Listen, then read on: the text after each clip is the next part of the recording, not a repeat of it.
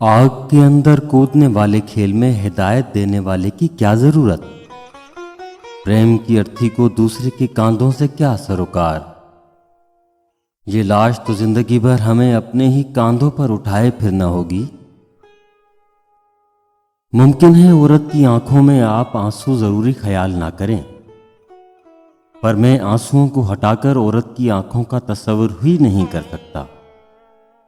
आंसू आंखों का पसीना है और मजदूर की पेशानी सिर्फ इसी सूरत में मजदूर की पेशानी हो सकती है जब इस पर पसीने के कतरे चमक रहे हों, और औरत की आंखें सिर्फ इसी सूरत में औरत की आंखें हो सकती हैं जब आंसुओं से डबडबाई रहती हों।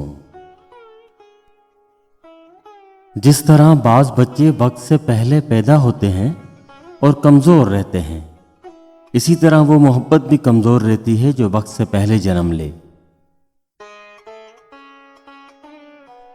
ये क्या बात है कि बाज औकात अच्छी भली शे को बिगाड़ने से उसमें हुस्न पैदा हो जाता है।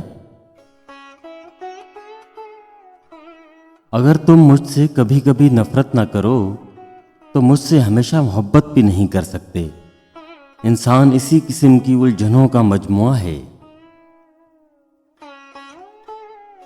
वो मुझे पागल कहते हैं, वो जिनकी नब्ज़े हयात दूसरों के खून की मरहून मिन्नत है, वो जिनका फिरदौस गुरबा के जहन्नम के मस्तार ईंटों से इस्तवार किया गया है, जिनके साज़े इशरत के हर तार के साथ बेवाओं की आहें, यतीमों की उरियानी, लावारिस बच्चों की सदाए गिरिया लिपटी हुई है।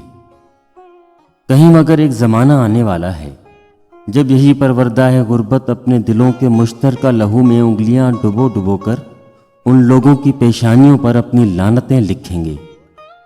वो वक्त नज़दीक है जब अर्जी जन्नत के दरवाजे हर शख्स के लिए वाह होंगे। इंसानियत एक दिल है, हर शख्स के पहलू में एक ही किस्म का दिल मौजूद है।